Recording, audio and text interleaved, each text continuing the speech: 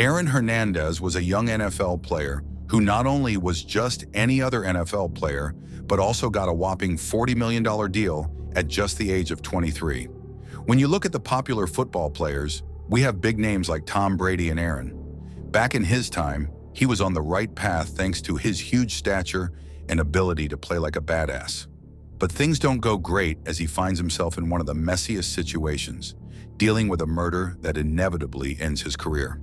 This is The Mind of Aaron Hernandez, a Netflix documentary based on the real case of one of the best football stars around the globe. Working slowly towards his career, Aaron's meteoric rise as a New England Patriots star went into a shocking disgrace after he was accused of the murder of his friend, Odin Lloyd, who was a semi-professional football player. This mystery truly took over the world as the murder happened near his house, just 1 mile away. Aaron was born in 1989 and was the son of Dennis Hernandez, who was a local football legend. Back in his days, Dennis was praised and even worshipped by some due to his ability to play football.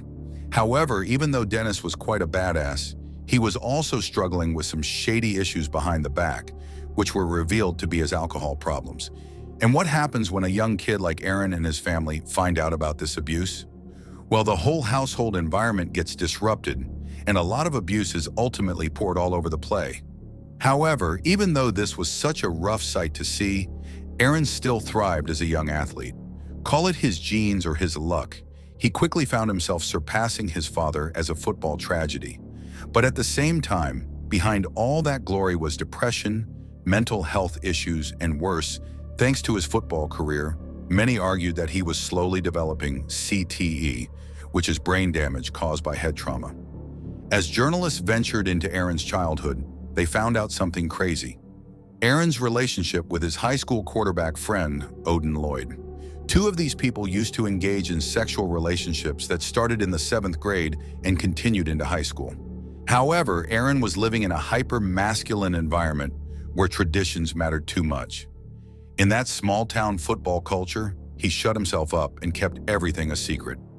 Due to this relationship with Odin, many even argued that Aaron suppressed his emotions to the point where he started struggling with mental health issues and aggression. Then we are taken to the site of Odin Lloyd's murder, which took place on June 17, 2013. This investigation covered critical evidence that went to Aaron's crimes. At the time of the investigation, no one saw any response, and the New England Patriots were also quiet until an official statement was released. The investigation uncovered that Lloyd was found dead after being shot near an industrial park. This park was within a mile range of Aaron's home in North Attleboro, Massachusetts. In the investigation, we see clear footage and text messages that link Aaron to the crime. Aaron was even holding a gun that night and was engaging with Lloyd in text messages before his death. So naturally, the police delved deeper into the crime and found out something even crazier.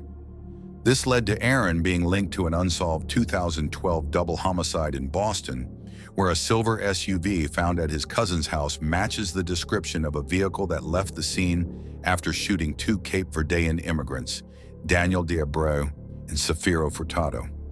Now, the whole narrative was changed and Aaron was more suspicious than ever. In the first episode of the documentary, Aaron was seen as more of a fallen athlete with a display of how fame and a lot of mental health issues could become a threat to society. And once too much power is given, it can become too difficult to control. But where does all this trauma come from? How did it change Aaron's life? And what happened to him to be able to become so brutal that he would kill his own friend? The sudden death of Dennis Hernandez in 2006 forms a twist in this story. You see, Aaron was only 16 when his father passed away due to complications from hernia surgery. Not only did Aaron cut off from anyone, but they also became problematic. However, to everyone's surprise, he actually started playing college football for the Florida Gators, rather than following his father or older brother's legacy at the University of Connecticut. In this university, he was a menace on the field as he became one of the top prospects in the country. In 2009, he won the BCS National Championship with the Gators and the quarterback, Tim Tebow. However, that's where the pressure started to show on him as the teenage star was in such an intense environment. Moreover, there were also reports of fights, substance abuse, and to make it worse, a huge altercation at a bar during his time in Florida. These incidents were quite alarming, however, since the guy was winning, not one really took anything seriously. Then in 2010, Aaron declared for the NFL draft and the New England Patriots took a chance at the 20-year-old Aaron Hernandez. This turned him into a breakout star where he formed a duo with his tight end Rob Gronkowski. Together, they helped the Patriots reach Super Bowl 46. But behind all this glory, friends started making Aaron paranoid, installing a lot of CCTV systems at his house, and even carrying firearms no matter where he went.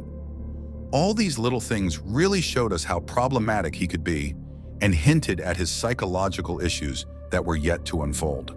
Then, in 2013, Aaron's real self started appearing as he was arrested for the murder of Odin Lloyd, who was a semi-professional football player and was even dating the sister of Aaron's fiancée. This is exactly where his double homicide case came into play, and the whole case surfaced. Back in 2012, he even shot his friend Alexander Bradley, and in an argument at a club, it was revealed that Aaron also killed Daniel de Abreu and Safiro Furtado outside a Boston nightclub.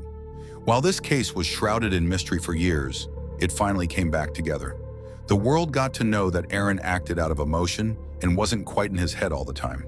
So by 2015, the Odin Lloyd murder case came forward since Aaron was found guilty. That's because the testimony from Patriots owner Robert Kraft became crucial here, since he told the court that Aaron denied murdering in the case but admitted to being present there. Suddenly, text messages, CCTV footage, and other evidence started coming up front. It seemed as the world was seeing everything in a much better light. In 2017, while Aaron awaited the trial for his 2012 double homicide, he hired Jose Baez, a high-profile lawyer, to defend him. Baez was protecting Aaron from all his might, even saying that Bradley's credibility wasn't in its place. And interestingly enough, the evidence lacked, which led Aaron away from his double homicide case from 2012. But this victory was so small because just days after his court win, the Boston radio station exposed Aaron and his sexual relationship with Lloyd, which led to other battles with the court. All of a sudden, the world started seeing Aaron guilty again. This time, his personal relationship got so in tune with his poor mindset that on April 19, 2017, he was found hanged in his prison cell, leading him to suicide. Nobody got the answer from Aaron's own mind because he was a man full of secrets. But prosecutors believed that Odin Lloyd knew something or was probably blackmailing Aaron with the past. But what led to all these complications? The final chapter of Aaron Hernandez was closed with his autopsy. It was revealed that he suffered heavily from CTE, also known as chronic traumatic encephalopathy. This brain disease is caused by repeated head trauma, which is quite common in athletes.